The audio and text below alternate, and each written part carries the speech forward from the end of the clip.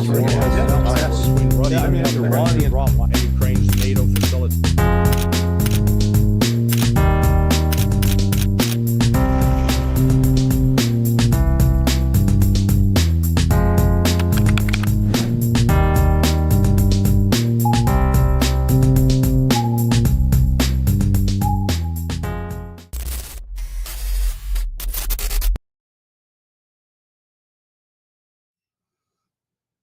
And we are live. Another week, Larry Johnson, my good friend. How are you doing, man? Time marches on. We're still alive. That's the good news. And what are the bad news? I'm always worried to ask this question because good news are terrible. Imagine the bad ones. Well, the relationship between Azerbaijan and Russia is deteriorating. And that is, I'm sure, as a result of Western interference. It's an encouragement of Azerbaijan to distance itself from Russia. So, I said this is the West is unrelenting in its desire to destroy Russia and China. And I'm always maintaining those two countries need to wake up and recognize what they're up against. Yeah, Larry, I was just reading this piece that you wrote on sonnet21.com just a couple of minutes ago. It's amazing. I it's jaw dropping because they just don't get it. It's too late now, I guess. What would make these people stop? This is the question. So for those who are not aware, Azerbaijan has been raiding and even imprisoning some journalists from Sputnik, right? Well, yeah. Go ahead. Well, no, I just say that the Russian police were investigating this gang of Azeris who were but Russian citizens, but Azeri ethnicity, who were murdering Azeris. Okay, it's not like they were Azeris murdering, some other ethnic group. They're murdering people in their own ethnic group, and so the Russian police arrested him. And in the course of that arrest, one of the guys had a heart attack. It's not clear how the other guy died, but it was presented in Azerbaijan as if the Russian police had gone in and, beat him up and, brutally killed him, which wasn't the case. Nonetheless, that became a thing in Azerbaijan. And I wouldn't be surprised that Western propaganda outlets were fanning the flames, pushing the story. And as a result, Azerbaijan has now arrested 7 different Russians. Two initially were Sputnik. One was with another news outlet. So Russia's staying calm about it. Azerbaijan's just completely, out of bounds in how they're handling this. So we'll see. But it's just, again, Azerbaijan. The reason I maintain it's one of the possibilities for the tensions is that Azerbaijan has a significant CIA and Mossad presence, and Israel ran several of its air ops and its attacks on Iran out of Azerbaijan. So, Azerbaijan they're playing a pretty dangerous game is the best way to summarize it. Interesting, because Azerbaijan, in principle, should be aligned with Turkey, not. Well, yeah, and again, which tells us a lot. Yeah, there you have it. I mean, Tayyip Erdogan is one. Again, he's awful. He's completely untrustworthy, and he's dangerous. Yeah, well, another thing, but this is not the main subject. Well, since we're there and we talked about this, it would be interesting to talk about the Golan Heights in Syria, and the Al Jilani government kind of giving it away to Israel in exchange for blessings. I don't know. Is that a question? Yeah, well, since we were talking about Azerbaijan, and I think it kind of, the Mossad and CIA operations there, now we have basically the United States removing sanctions from Syria and even investing in Syria, no? Well, And yeah. recognizing that. Well, I mean, this is part of the U.S. sponsorship of terrorism. You know, the uh, there was a time where the United States liked to pretend that, oh, we're against terrorism, we fight against terrorism, we're all in favor of law and order and peace. But here, in the case of Al Jilani, aka Al Shara, the United States has clearly supported a terrorist. In fact, they're saying that now they're making the decision to remove him from the list of terrorists on the rewards program, and to erase, excuse me, and to take Hayat Tahrir al-Sham off the list of foreign terrorist organizations. Yeah, just as long as you redefine it, it goes away. I mean, the hypocrisy on it is just staggering. Yeah, that's amazing, especially for a Brazilian that recently have been seeing some talks about putting, drug dealing cartels into terrorist organization lists. Well, Right. anyway, moving along to the subject that I think it matters the most. So, 12 days have passed, and we had kind of a ceasefire in the Middle East between Iran and Israel. I would like to understand a little bit of a debriefing of what happened. I was reading a post also on Sonar 21 about, and this is something that I haven't seen people talking about. The damage that Iran caused to Israel. Uh, how do you see the balance of this equation in what happened between Iran, Israel, and, well, in the end, the United States as well? Well, Israel suffered far more damage than Iran did, despite all the media coverage and claims in the West. And part of that is just the fact that with Israel, it's a much smaller target. So when if each side fires 100 missiles at the other side, and Israel is firing at Iran, well, Iran's 27 times the size of Israel. That just means that it can absorb a lot more punishment.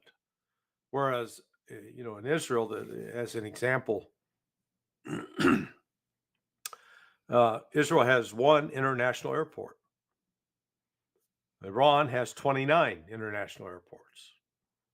So once you shut down an international airport in Israel, nobody gets out of the country by plane unless they're flying on military. Whereas in Iran, they got, you shut down one, shut down two, they still got, got other 27 other options.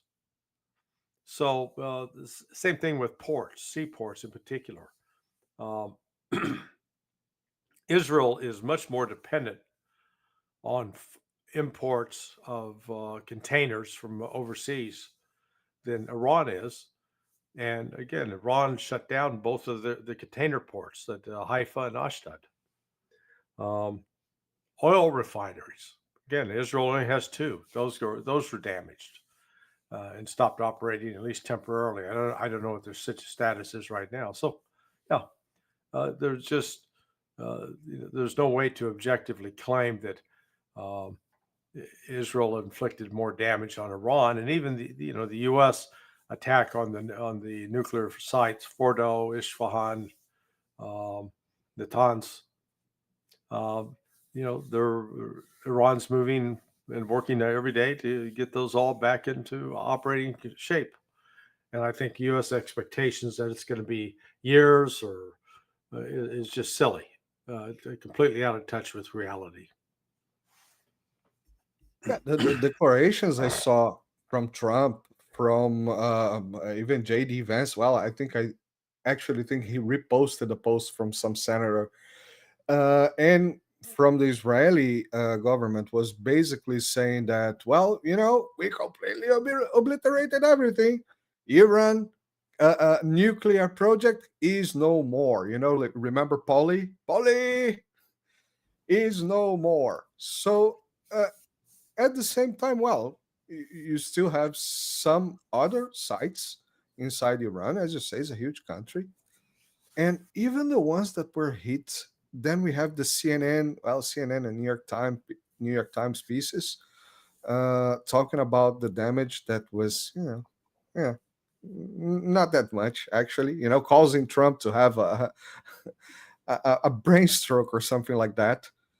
Uh, what informations do we have now at this point to corroborate any narrative or not corroborate any narrative, or even claim a narrative can be completely false About, I'm not about following you there. about the attacks on the nuclear programs? Oh, well, no, it is. Uh, I, I I refer people back to a documentary called 0 Days that was done about the Stuxnet virus and the attacks.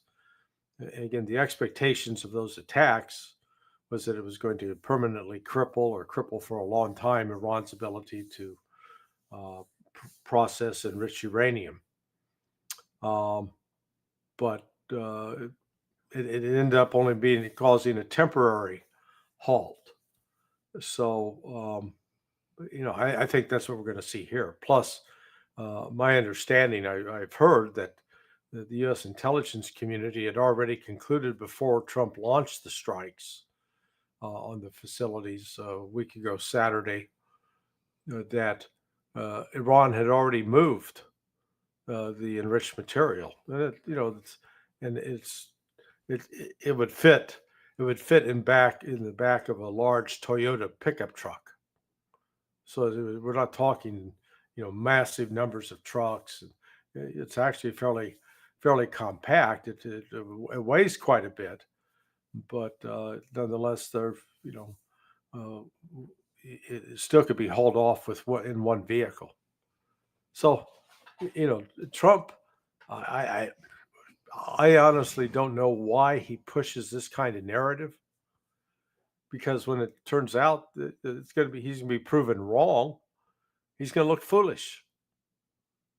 But I guess he doesn't care. Yeah, I have some friends that see this as a forced de-escalation on the area by the side of Trump. Yeah, let's said we destroyed everything and get the hell out. But then we have at the same time the dude with the chick's name, what's his called, Lindsay, saying that no, that's not the stuff. What's happening inside the United States, Larry? What's going on there? Is there a rupture? No, look, Trump was under pressure from Israel to bring this to an end quick, find a off ramp, and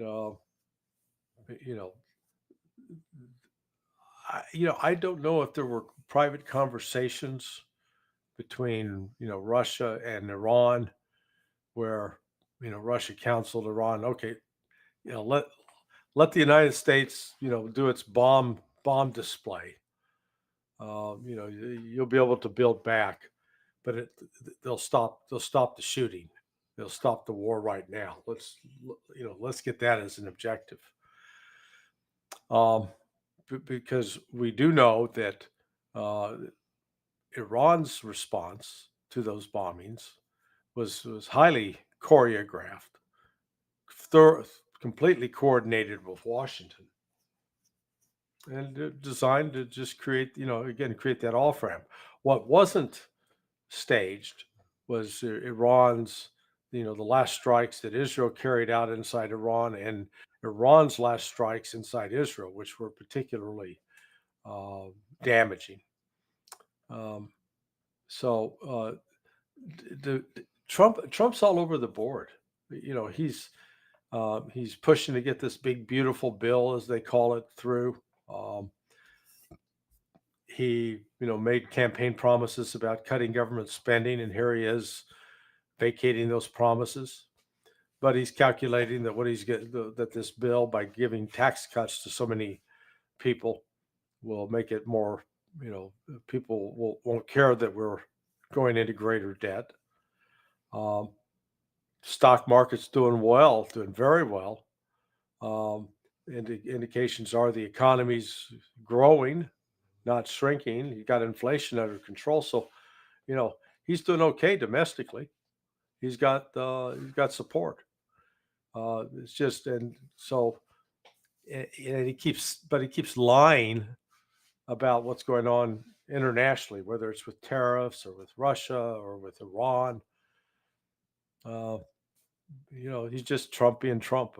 No strategic vision at all. Totally in reaction mode. Is he getting proper information, Larry, about this? Because we saw last week we talked about this about Tulsi Gabbard March intervention on the Senate, and I watched the entire clip. She was not being a darling about Iran, but as it was sold by the CNN, they actually cut a piece, a very small piece, and played with it, jiggle a little bit with it.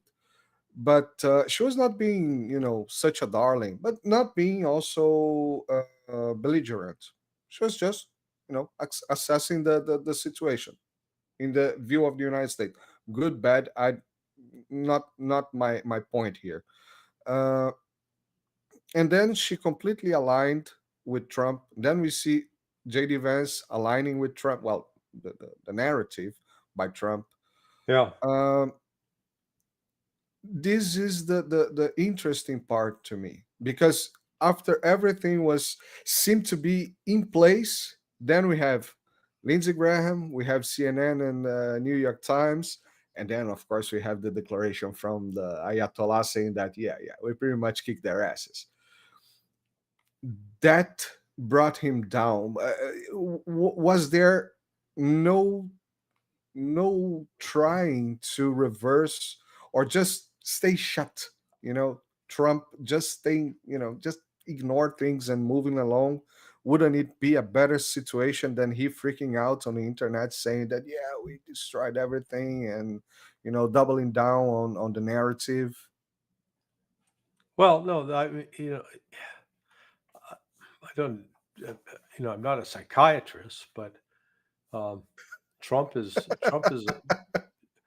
a terribly insecure person, and out of his insecurity, he's constantly overcompensating. Like, I'm the best. It's always this grandiose language. Nobody's better than America. Nobody. We got the best army, the best military, the best. And no, we don't. But okay, go ahead and lie to yourself, kid yourself. And then, where the Ayatollah comes out and says, hey, we prevailed over America. And then Trump personalizes it at that point, that actually attacks the character of the Ayatollah. Completely uncalled for. There are, some of the domestic policy positions of Trump I like,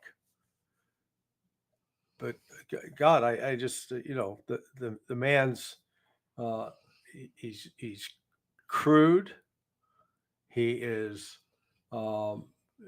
he's just not a good person in terms of how he treats others, and that's reflective of whether you're dealing with just somebody in your own family, in your own household, or here's where he's dealing with other countries.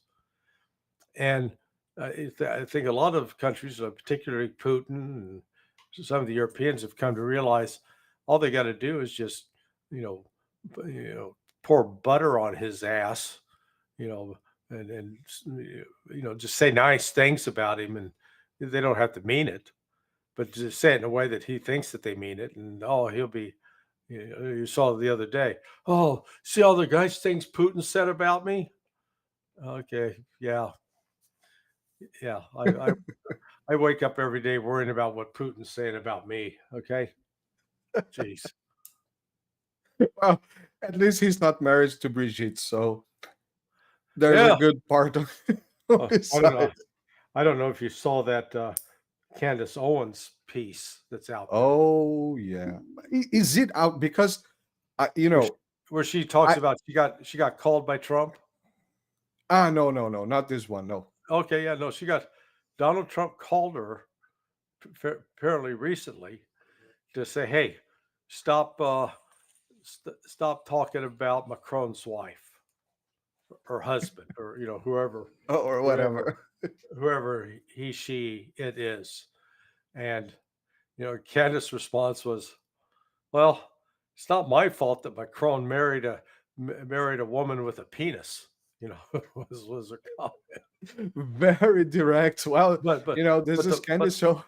but the point was Trump was calling her up to say, "Hey, sort of lay off, leave him alone. It's making Macron feel bad."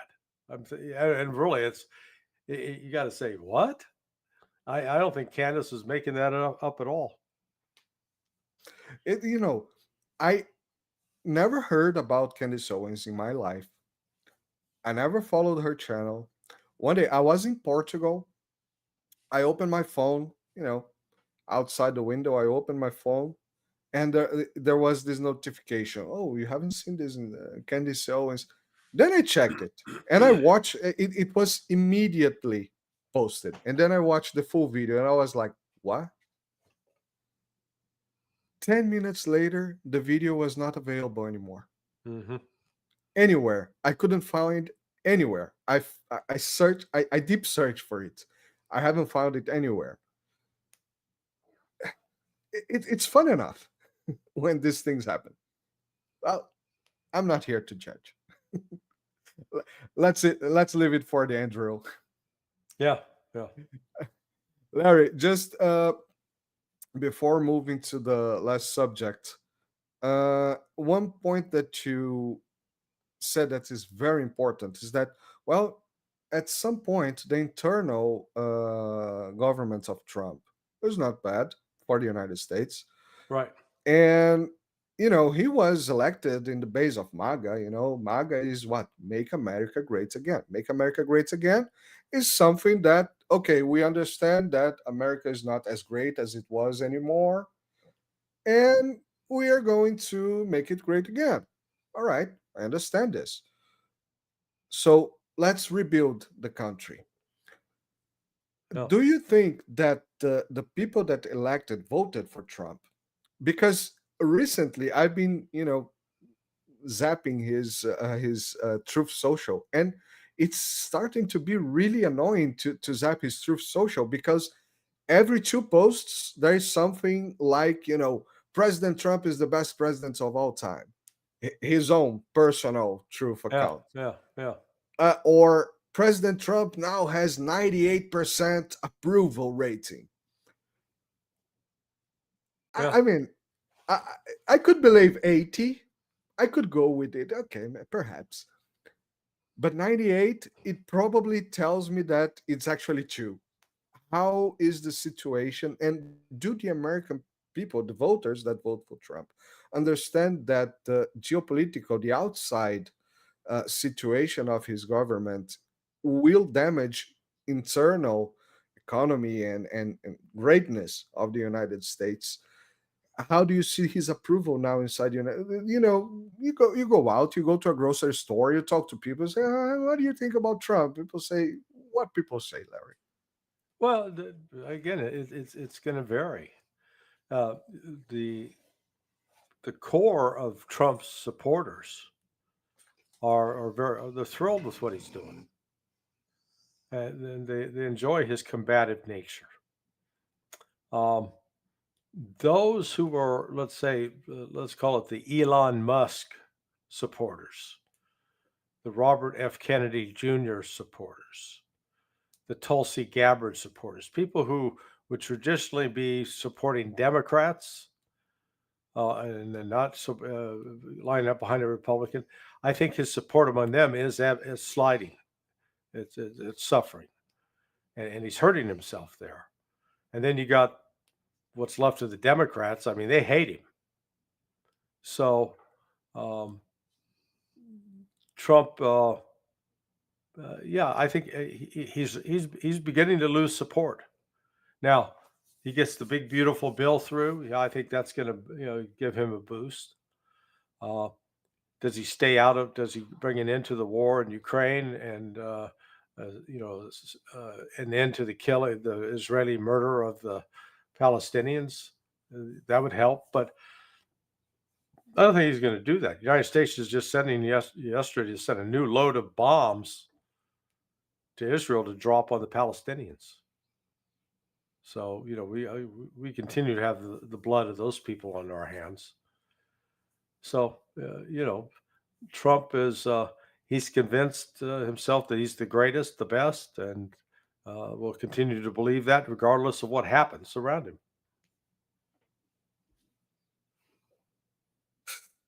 Do you think he goes all the way to the end of the mandate? What do you mean? He survives politically? Yeah. Well, he can't run again.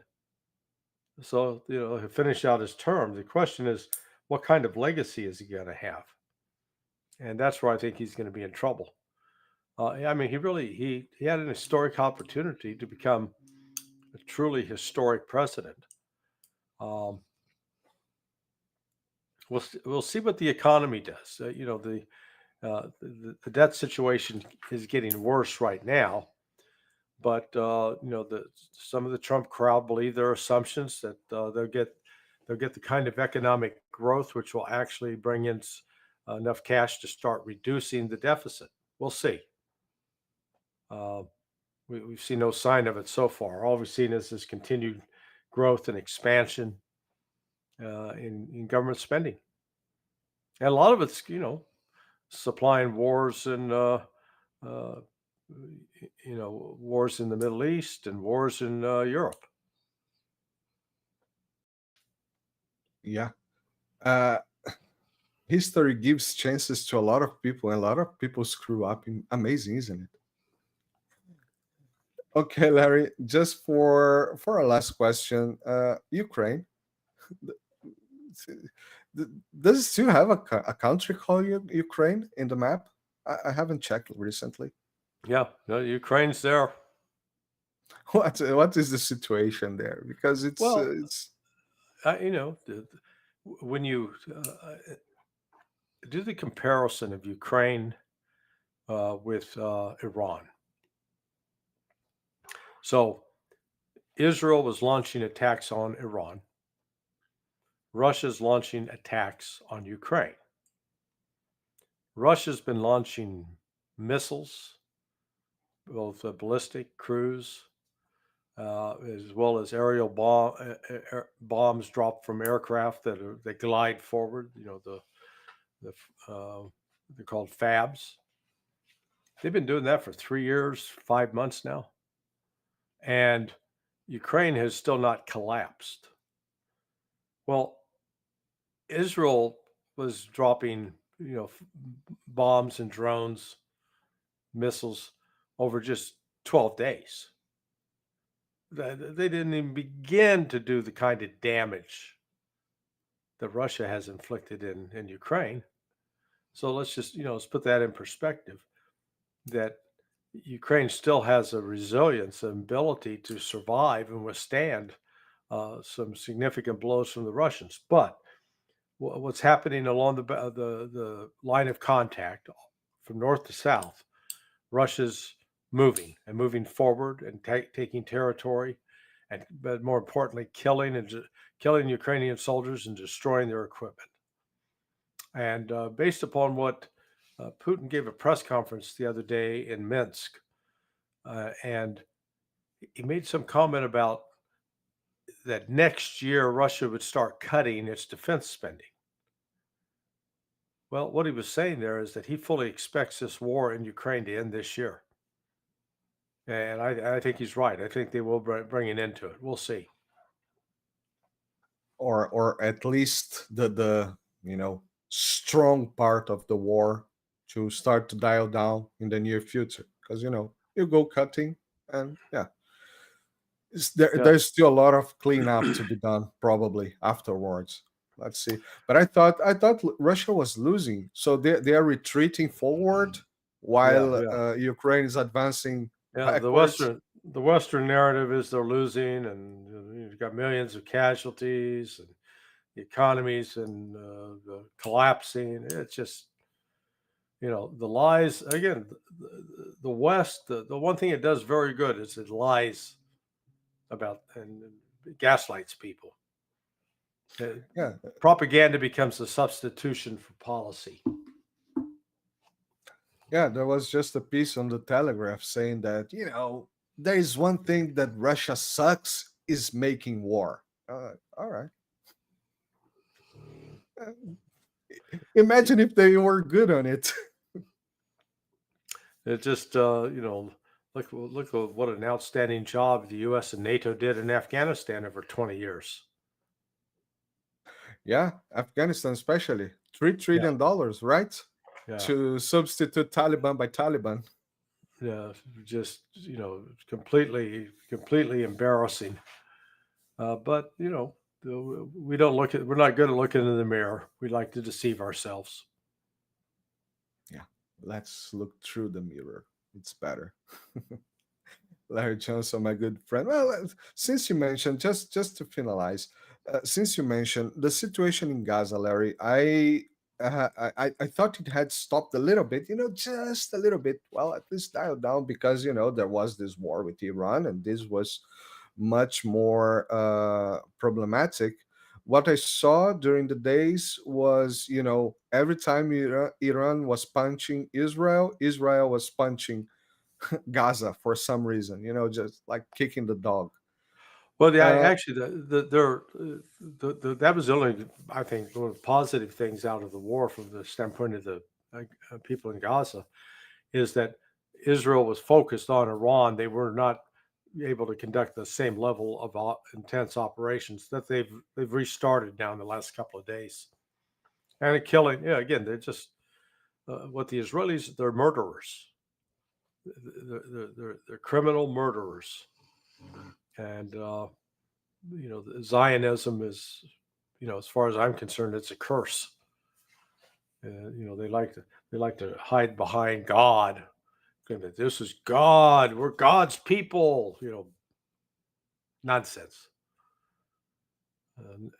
But they embrace that theology, and then in embracing it, use it to justify killing babies. They still haven't provided the name of the babies, right? Yeah.